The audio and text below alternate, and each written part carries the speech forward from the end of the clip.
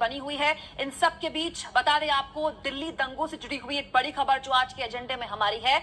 इस साल फरवरी में दिल्ली दंगों को लेकर 3 महिला लेखकों ने एक किताब लिखी। किताब छप भी गई, लेकिन बाजार में आने से पहले ही प्रकाशक ने हाथ खींच लिए। अब इसी को लेकर विवाद छिड़ गया है। Delhi rights 2020 the untold story. इस किताब को दिल्ली की 3 महिला लेखकों ने अपनी रिसर्च के आधार पर लिखा है। किताब के प्रकाशक ब्लूम्सबरी इंडिया ने छापने के बाद 100 कॉपी लेखकों को भेज दी, लेकिन बाजार में आने से पहले ही किताब को ब्लूम्सबरी ने वापस ले लिया। जैसे ही सोशल मीडिया पे ये ट्विटर शुरू हुआ ना, कुछ एक तरह के लोगों ने ट्वीट करना शुरू कर दिया ब्लूम्सबरी यूके को कि तुम ब्लूम्सबरी इंडिया से कहो कि इस किताब को विड्रॉ करो। शनिवार को किताब के तीनों लेखकों ने मिलकर व्यक्तिगत स्तर पर दिल्ली में बुक लॉन्च कार्यक्रम रखा था, जिसमें बीजेपी नेता कपिल मिश्रा को स्पेशल गेस्ट बनाया गया। लेकिन इस कार्यक्रम के तुरंत बाद ब्लूम्सबरी के इंडिया ऑफिस ने फोन कर इन्हें जानकारी दी कि वो किताब को वापस ले रहे हैं।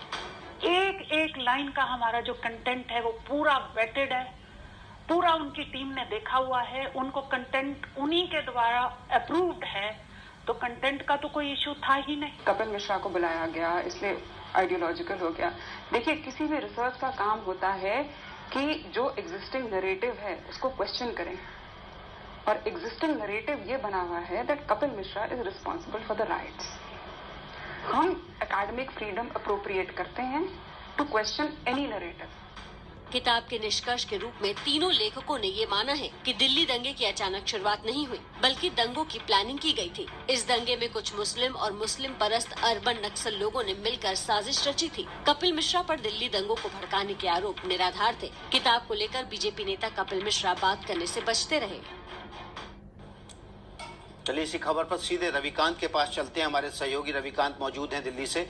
रविकांत, क्या वजह लग रही है आपको, क्यों किताब वापस ली गई? क्या जो बताया जा रहा है कि इसके पीछे एक नैरेटिव सेट करना था, और सबसे बड़ी बात है कि जो अभिव्यक्ति की आजादी है उसका सबसे बड़ा स्तंभ किताब होती है, उसी किताब को वापस ले लिया गया?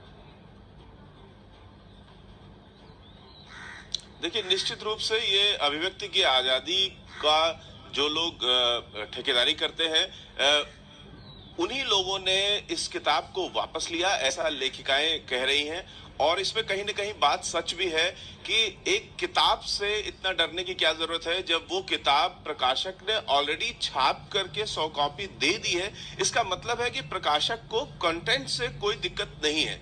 लेकिन जैसे ही कपिल मिश्रा को अपने यहाँ बुलाया गया इस किताब के लॉन्च पर, उसके बाद प्रकाशक दबाव में आ गया, और प्रकाशक से जो बातचीत लेखिकाओं की हुई है उसके बाद जब लेखिकाओं ने पूछा कि क्यों ये किताब वापस ली जा रही है, तो प्रकाशक ने जो बातें बताई उससे यही निकल के आ रहा है कि प्रकाशक को शायद इस बात का शक है कि जो किताब लिखी गई वो दरअसल कपिल मिश्रा के खिलाफ जो नैरेटिव था उसको दुरुस्त करने के लिए ही ये किताब लिखी गई। रिपोर्ट जिसे कहा गया वो दरअसल कपिल मिश्रा की इमेज को ठीक करने के लिए किया गया एक उपक्रम था। इस बात को मद्देनजर रखते हुए किताब की सैंक्टिटी खराब हो रही है, इसको ध्यान में रखते हुए प्रकाशक ने किताब वापस ले ली।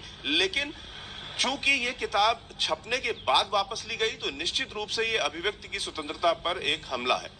नैरेटिव क्या होगा रविकांत, वो तो पढ़ने वाला तय करेगा, लेकिन ब्लूम्सबेरी की तरफ से क्या बयान दिया गया है? एक प्रकाशक किताब छापने के बाद अगर वापस अपने हाथ खींच रहा है तो कुछ तो कहेगा ना।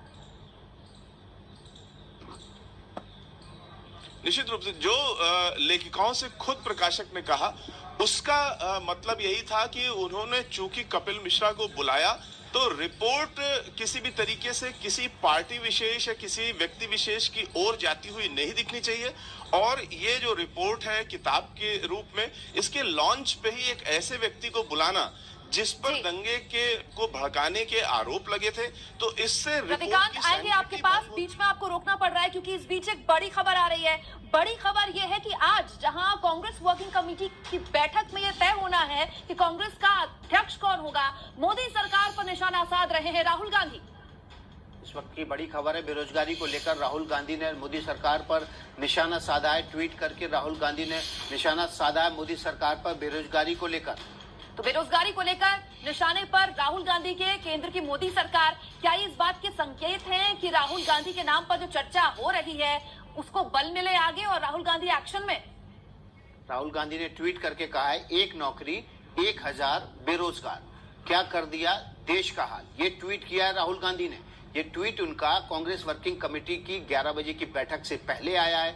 9:30 बजे वो ट्वीट कर रहे हैं। और सबसे बड़ी बात यह है कि आज कांग्रेस वर्किंग कमेटी की बैठक है जिसमें कांग्रेस का अगला अध्यक्ष कौन होगा इस पर विचार विमर्श होगा।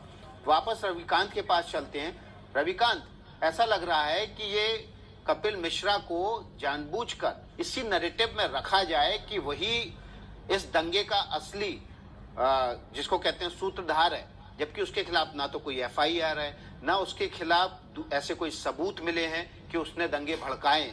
लेकिन कुछ लोग इसके पीछे हैं, इस किताब के पीछे हैं, या एक तबका है जो ये चाहता है कि नैरेटिव रहे कि कपिल मिश्रा की वजह से दंगे हुए। निश्चित रूप से लेखिकाओं का भी यही कहना है कि अगर कंटेंट से कोई प्रॉब्लम थी तो जो कई लेयर्स में इसकी चेकिंग हुई है प्रकाशक की ओर से, उस समय रोका जाना चाहिए था। किताब छपने के बाद किसी भी तरीके का जो आयोजन है वो हम करने के लिए स्वतंत्र हैं। हमारी स्वतंत्रता में किसी तरीके से बाधा नहीं पड़नी चाहिए। उसके अलावा जो नैरेटिव मान लीजिए किसी व्यक्ति विशेष के खिलाफ भी है तो वो अगर चैलेंज करने योग्य है तो एक लेखक के नाते अधिकार है उनका कि वो उसको चैलेंज करें। अगर कोई चीज गलत है तो उसको चैलेंज करना भी लेखक का अधिकार होता है। ये अगर अधिकार का प्रयोग उन्होंने किया भी हो तो भी जो कुछ आपत्ति करनी थी वो प्रकाशक को किताब छापने से पहले करनी थी। किताब छापने के बाद 100 कॉपी भेजने के बाद आप विड्रॉ कैसे कर सकते हैं, ये सबसे बड़ा सवाल है। जी, बहुत बहुत शुक्रिया रविकांत आपका। आप इस खबर पर जो भी अपडेट होगा हम आपसे लेंगे। और अगली खबर, अब भारत और चीन